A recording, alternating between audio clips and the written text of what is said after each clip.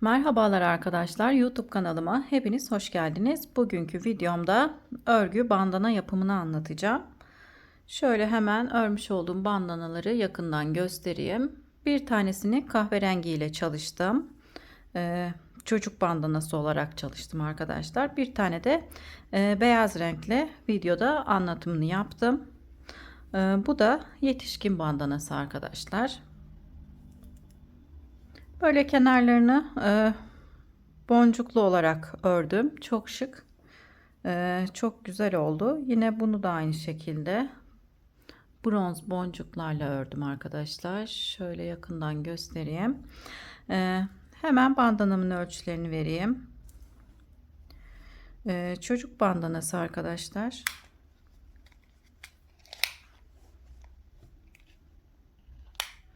...20-21 santim.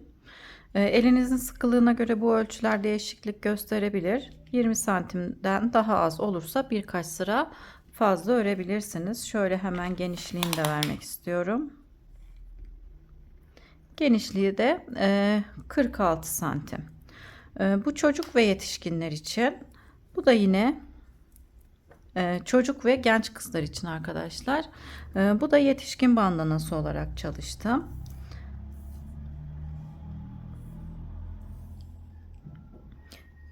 24 santim. Bu bandanamızın da genişliğini ölçelim. 50-51 santim kadar. Dediğim gibi elinize, şişinize ve ipinize göre bu ölçüler değişiklik gösterebilir. Aynı ölçüleri yakalamak için birkaç sıra fazla örebilirsiniz. İsterseniz kenarlarına bu şekilde püskül yapmadan da kullanabilirsiniz. Bandanaları 3 milim tığ kullanarak ördüm. İpim de Sensi'nin Origins ipi. Beyaz ipten bu kadar kaldı arkadaşlar. Yetişkin bandanası ördükten sonra bu kadar ipim kaldı. Bu beyaz olarak geçiyor. Diğer bandana da latte olarak geçiyor arkadaşlar. Sitesine girerseniz zaten görürsünüz. İp bilgilerini yine video içerisinde vermiştim. Kanalıma abone değilseniz ücretsiz olarak abone olabilirsiniz. Beğeni ve yorum yaparsanız sevinirim. Paylaşacağım yeni model videolarından haberdar olmak isterseniz de bildirim zilini açabilirsiniz. Şimdi hazırsanız bandanaların yapılışına geçelim. Herkese kolay gelsin. Bandanamız için 3 milim tığ kullanacağım. Sensi'nin Origins beyaz rengini kullanacağım. 50 gramı 165 metre uzunluğunda, %40 akrilik, %60 koton bir ip, yani pamuk içerikli bir ip. Hemen bandanamızın yapılışına geçelim. Ben ön çalışma olması için kahverengi rengiyle biraz örüp ilerledim. Şimdi sizlere de beyaz renkle anlatımını yapacağım. Sihirli halka yaparak başlıyoruz. Bandanamızı uç kısımdan, yani şu kısımdan başlıyoruz arkadaşlar. Hemen parmağımıza ipimizi doladıktan sonra orta parmağıma şu şekilde çapraz gelecek şekilde dolayıp bir zincir çekiyorum. Şu kısımdan elimle tutuyorum. Bir zincirimi çektim. Daha sonra ipi parmağımdan çıkarıp biraz sıkıştırıyorum. Halkamızın içerisine şimdi ikili trabzan yapacağız. Bir zincir çekmiştim. 2 3 3 zincir çektikten sonra bu çekmiş olduğum zinciri de bir trabzan sayıp doladım. İkinci trabzanımı yapıyorum. İkili trabzan yapıyorum. Tekrar doladım. Bir ikili trabzan daha yaptım. Burada 3 tane trabzanımız oldu. Şimdi 2 zincir çektim. Doladım tekrardan. Halkamın içerisine girip ikili trabzanımı yaptım. 1. Doladım. İkili trabzan yaptım. 2. Doladım. Bir trabzan daha yaptım. 3. Tekrar 2 zincir çekiyorum. Halkamızı biraz sıkıştıralım. Tekrar dolayıp 3 tane ikili trabzan daha yapalım. 1 2 3. İpimi çekerek halkamızı tamamen sıkıştırıyorum. Şu şekilde bir görüntü elde etmiş oluyoruz. Hemen 2 zincir çekerek dönüyorum. 1 2. Dönüşler hep 2 zincir arkadaşlar. İkili trabzanlarla bandanamızı öreceğiz. Döndüm, dolamamı yaptım. İlk gördüğüm boşluğa batıyorum. 3 tane ikili trabzan. Kenarlar şu kısımlar arkadaşlar su taşı modeli. Kenarlara su taşı modelini uygulayacağız. 3 trabzan, 2 zincir, aynı boşluğun içerisine tekrar batıp 3 tane trabzanımızı yapıyoruz. Trabzanlarımız ikili trabzan arkadaşlar. Şimdi döndükten sonra ilk modeli yaptıktan sonra 5 zincir çekiyorum. Diğer boşluğa geçmek için. 1, 2, 3, 4, 5. 5 zincir çektim, doladım. Boşluğumun içerisine girip bir tane ikili trabzan yaptım. Doladım. İkinci trabzanımı yaptım. Doladım. 3 tane ikili trabzanımızı yapmış olduk. Şimdi 2 zincir çektim, doladım. Aynı boşluğun içerisine battım. Tekrar 3 tane ikili trabzanımızı yapıp sıramızı tamamlıyoruz. Şöyle görüntümüz oldu. Tekrar göstereyim. Şimdi tam şu sıradayız arkadaşlar. Dönmek için 2 zincir çekiyorum ve dönüyorum. Diğer sıramıza döndüm, doladım. Hemen boşluğuma tekrardan 3 tane ikili trabzan, 2 zincir, doladım. Aynı boşluğun içerisine tekrardan 3 tane ikili trabzan yapıyoruz. Kenarlara su taşı modelini bu şekilde uygulamış oluyoruz. 5 zincir çekiyorum. 1, 2, 3, 4, 5. Tam ortaya sık iğne yaparak çekmiş olduğum zinciri birleştiriyorum. 5 zincir daha çekiyorum. 5 zincir çektikten sonra doladım. Gördüğüm boşluğun içerisine batıp 3 tane ikili trabzan yapıyorum. 1, 2 ve 3. 3 tane ikili trabzan yaptıktan sonra 2 zincir çektim, doladım. Boşluğun içerisine tekrar battım. 3 trabzan daha yapıyoruz. 3 tane ikili trabzanımızı yapıp 2 zincir çekerek dönüyoruz. Şimdi döndükten sonra kenarlar hep aynı ilerliyor arkadaşlar. İlk gördüğümüz boşluğa su taşı modelini yaparak ilerliyoruz. Tekrar anlatmaya gerek duymuyorum arkadaşlar, videonun gereksiz uzamaması için. Kenarlar hep 3 trabzan, 2 zincir, 3 trabzandan oluşuyor.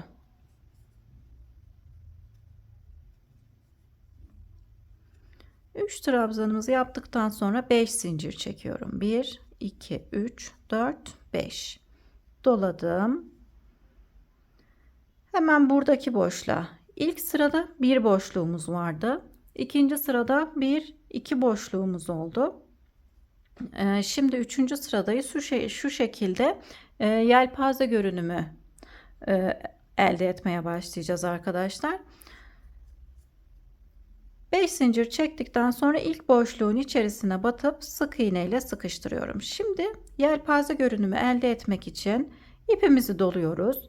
Hemen burada sık iğne yaparak birleştirmiştik. Tam şu kısmı batıyorum. 5 tane ikili trabzan yapacağım. 1 doladım. 2 doladım. 3 tekrar doladım. 4 tekrar doladım. 5.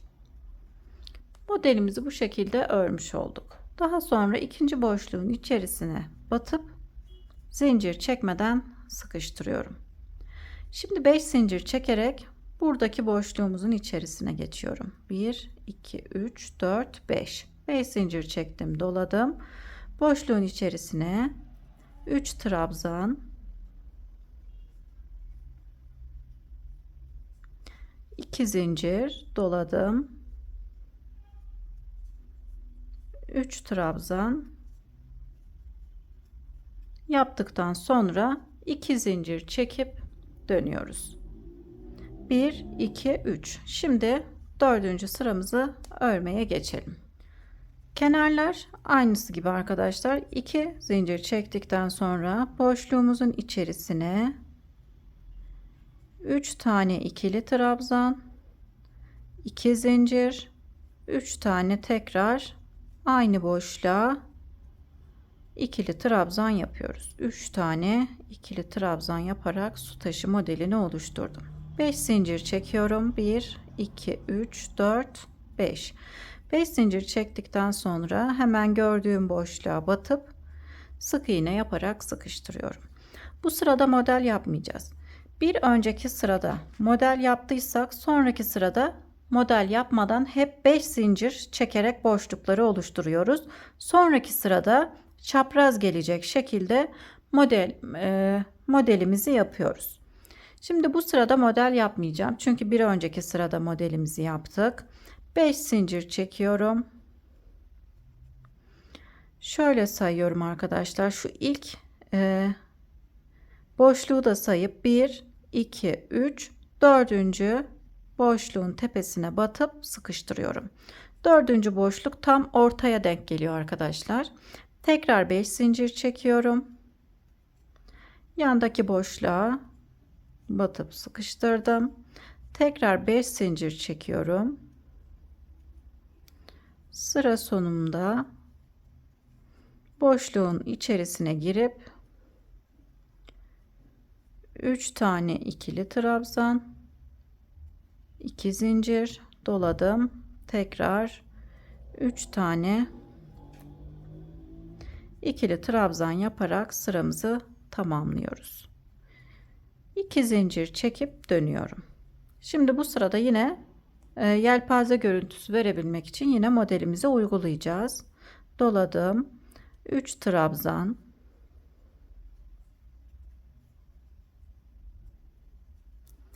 2 zincir, 3 trabzan,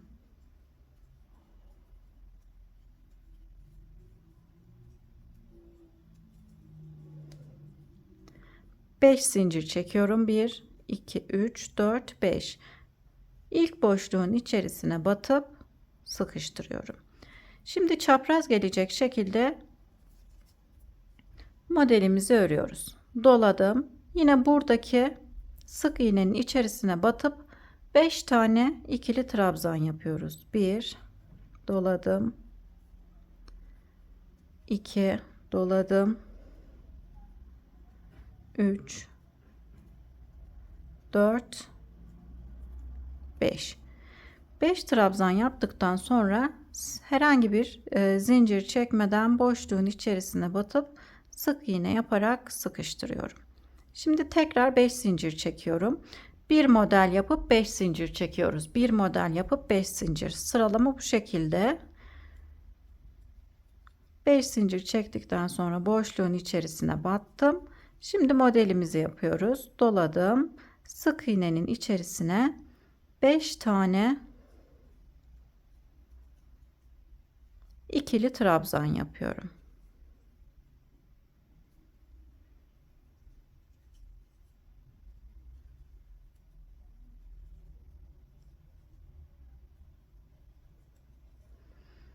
Beş tane ikili trabzan yaptıktan sonra zincir çekmeden boşluğun içerisine sık iğne ile birleştirdim.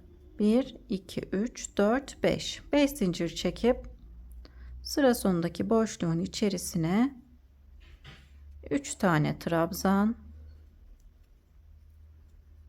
2 zincir,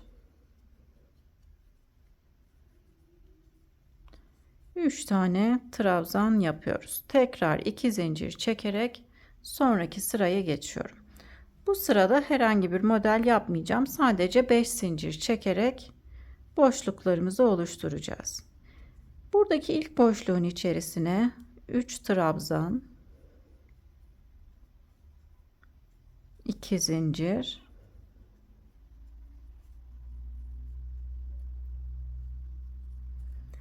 3 trabzan yaptım.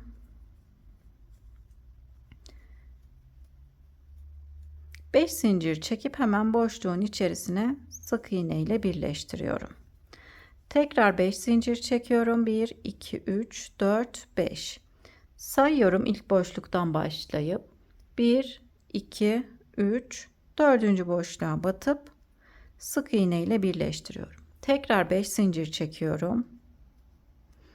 Hemen yandaki boşluğun içerisine geçtim. Sık iğne ile birleştirdim. 1 2 3 4 5 5 zincir çekip yine 1 2 3 dördüncü boşluğun içerisine batıp sık iğne ile birleştirdim. 5 zincir çektim. Boşluğun içerisine batıp sık iğne ile birleştirdim. Tekrar 5 zincir çekip sondaki boşluğun içerisine 3 tane ikili trabzan, 2 zincir, yine 3 tane ikili trabzan yaparak sıramızı tamamlamış oluyoruz. Dönüşler hep 2 zincir arkadaşlar. Hemen şöyle göstereyim. Koyu renk daha anlaşılıyor arkadaşlar. İlk başlarken 2 sıra model uygulaması yapmadık. 3. sırada model uygulaması yaptık. Daha sonra 4. sırada model yapmadan 5. sırada modelimizi ördük. 6. sırada örmeden devam ediyoruz. 7. sırada modelimizi örüyoruz. Şimdi şöyle sayalım. 1 2. sırada model yapmadan 3. sırada yaptık. 4. sırada bir model uygulaması yapmadım. 5. sırada modellerimizi çapraz gelecek şekilde ördüm. 6. sırada model uygulaması yapmadan 5'er zincir çekerek bu şekilde ilerliyoruz. Şimdi 2 zincir çekip döndüm. Bu sırada tekrar modelimizi uygulayacağız. Son kez göstereyim arkadaşlar. Bu sırayı da birlikte örelim. İstediğimiz uzunluğa gelene kadar devam edelim. Anlatılacak başka bir şey yok. Hep bu şekilde artarak ilerliyor. Kenar modelimizi yaptıktan sonra hep 5 zincir çekiyoruz. 1 2 3 4 5 5 zincir çekip boşluğun içerisine batıp sık iğne ile sıkıştırdım. Doladım. Hemen buradaki sık iğnenin içerisine batıyorum. Herhangi bir zincir çekmeden sadece dolayıp battım. Bir tane trabzan yaptım. 2 3 4 5 5 trabzan yapıyoruz. Zincir çekmeden hemen boşluğun içerisine girip sık iğne ile birleştiriyorum. Tekrar 5 zincir çekiyorum. Yandaki boşluğa geçip sık iğne ile birleştirdim. 5 zincir çekip model yapıyoruz. 5 zincir çekip modelimizi yapıyoruz. Bir sıra model yapıp bir sıra yapmadan ilerliyoruz. 5 tane ikili trabzanımızı yapalım. Sık iğnelerin içerisine yapıyoruz arkadaşlar ikili trabzanları. O yüzden görüntüsü yelpaze görünümünü alıyor. Hemen boşluğun içerisine herhangi bir zincir çekmeden sık iğne yaparak birleştiriyorum. 5 zincir çekiyorum. Modeli yaptıktan sonra 5 zincir çekip boşluğun içerisine sık iğne yaparak birleştirdim. Doladım. Tekrar buradaki sık iğnenin içerisine 5 tane ikili trabzan yapıyorum.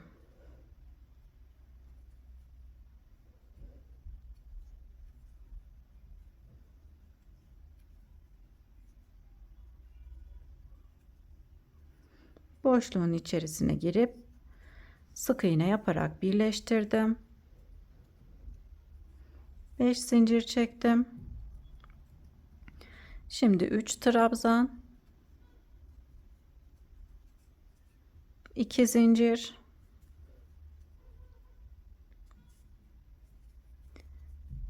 3 trabzan yapıp 2 zincir çekerek sonraki sıraya geçiyorum.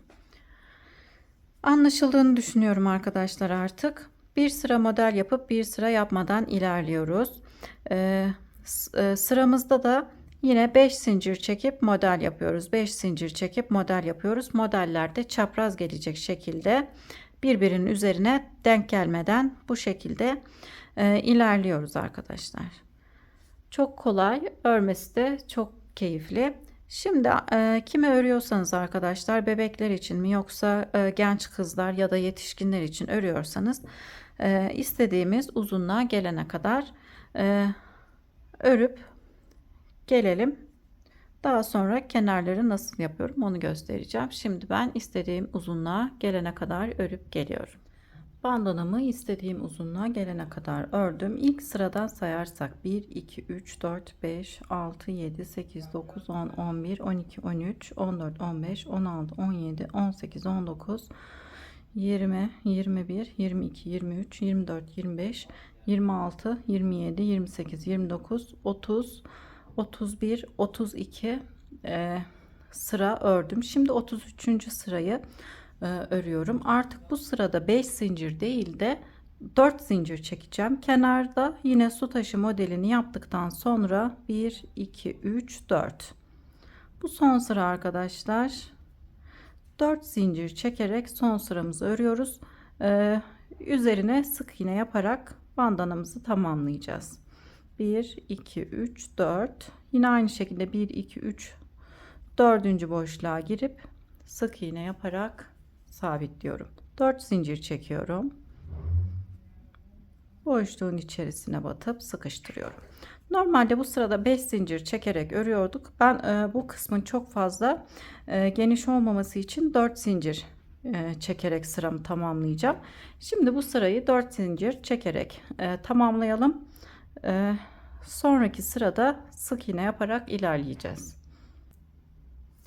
4 zincir çekerek sıra sonuna kadar geldim. Şimdi dönüyorum. Artık kenardaki modeli yapmıyorum. Sık iğne yaparak ilerliyorum. Boşluklara, tam ortadaki boşluğa 2 tane sık iğne yapıyorum.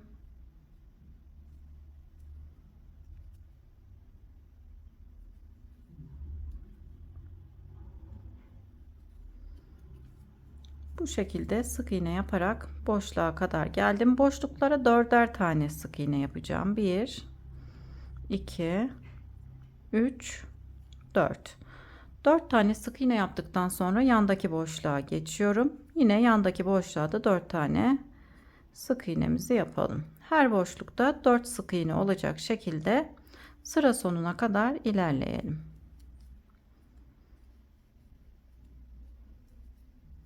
Ben şimdi sıramı sık iğne yaparak tamamlayıp geleceğim.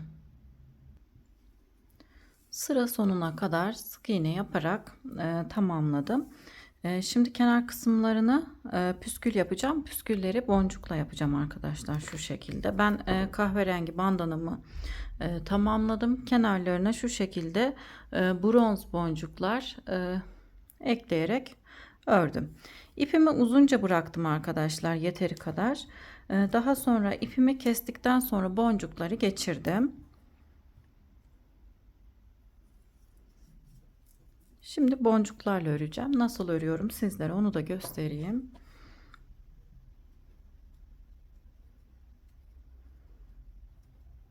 Yedi tane zincir çekiyorum. İpe geçirmiş olduğum boncukları şu şekilde alıp bir zincir çekerek örüyorum. Daha sonra tekrardan 7 tane zincir çekiyorum. 1, 2, 3, 4, 5. Hemen gördüğüm kenar boşluklara, dönüşlerde 2 zincir çekerek boşluk yapmıştık. O boşluklara batıp sık iğne ile birleştiriyorum. Tekrardan 7 zincir çekeceğim. 1, 2, 3, 4, 5, 6, 7. 7 zincir çektikten sonra boncuğu bu şekilde alıyorum. Zincir çekerek örüyorum. Tekrardan 7 zincir çekiyorum. 1, 2, 3, 4, 5, 6, 7 zincir çekip hemen yandaki boşluğa geçiyorum. Bu Bu şekilde kenarların püskülü boncuklu olacak arkadaşlar. İsterseniz bu şekilde herhangi bir kenar işlemi yapmadan da kullanabilirsiniz. Fakat ben bu şekilde boncuklarla püskül yaptım. Daha güzel durduğunu düşünüyorum. Farklı şekilde kenar işlemesi de yapabilirsiniz. İsterseniz pullarla da kenar kısımlarını yapabilirsiniz. Ben şimdi beyaz bandanamın kenarlarını bu şekilde örüp geliyorum. Daha sonra bağcıkları nasıl yapacağım onu göstereceğim. Kenar püsküllerini yapıp tamamladım. Daha sonra kenar kısmına bağcık yaptım.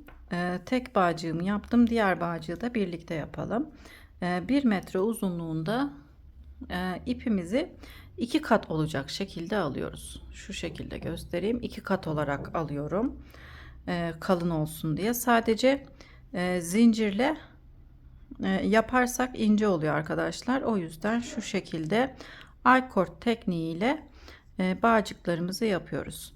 Köşe kısma geçirdikten sonra ipin tek katını alıyorum. İpi parmağıma doluyorum. Bir zincir çekerek buraya sıkıştırdım.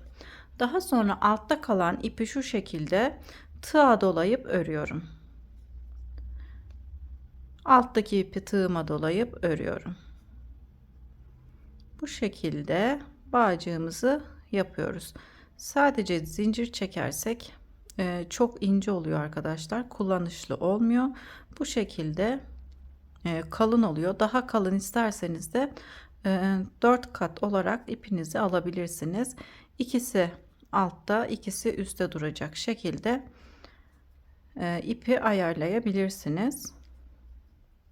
Şimdi ben istediğim uzunluğa gelene kadar bağcığımızı örüp geliyorum. Uç kısımlarına da boncuk öreceğim. İstediğim uzunluğa gelene kadar ördükten sonra yine ipime boncuk takıp şu şekilde örüyorum.